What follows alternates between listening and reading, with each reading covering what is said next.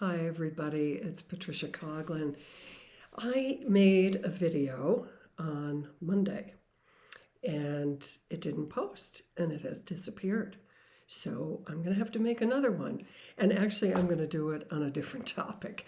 So, what I want to talk to you about today is how to manage the twin factors of alliance on the one hand, both conscious and unconscious, and defense and resistance on the other hand.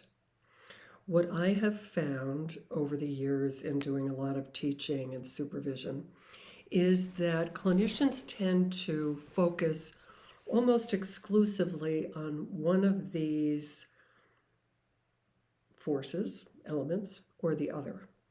So either they're just working with the alliance, don't really touch defense and resistance, or they are hammering away at defense and resistance without paying attention to all the signs of both conscious and unconscious alliance. And there are major problems with both of these approaches. Our patients are inevitably conflicted and ambivalent when they come to see us, especially in the beginning.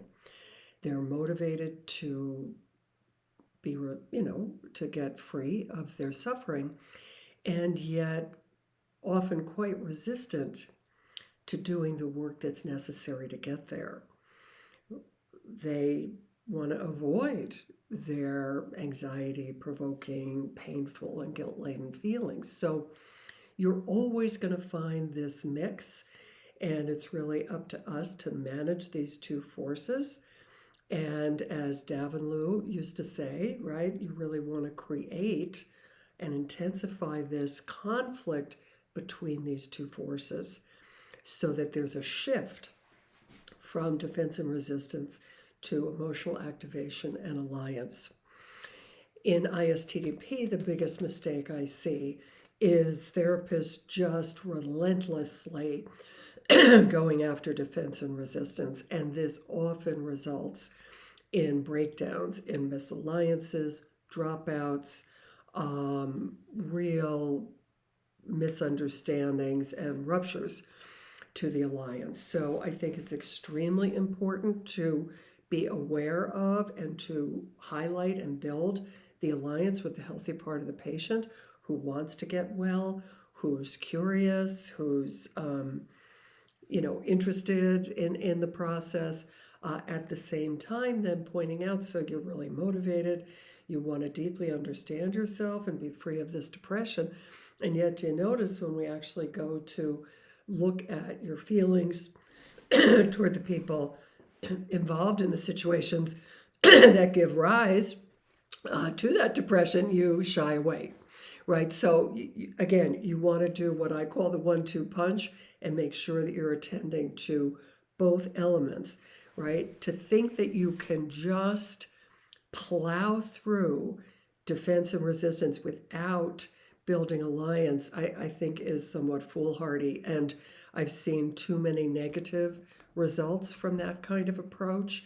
And so if you think about, you're wanting to create this alliance with the healthy part of the patient, and it really is that strong alliance, those innate desires to connect with self and other that have to get greater than the defense and resistance. And you also have to help the patient see the cost of their defenses. Very often patients are aware of the benefits, right? That defenses work to reduce anxiety or keep them safe, right? But they also keep them isolated and shut down. So it's very important that we help people look at both the benefit and the cost of their defenses so that ultimately they can make the choice about whether to relinquish those in order to face their feelings and heal.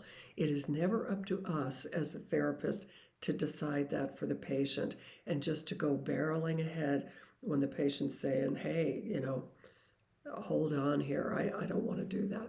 So I hope this is helpful to you and that you remember to always work with both these forces, right, of alliance and resistance in order to intensify the conflict and to get that shift from defense to activation. Thanks. Bye bye.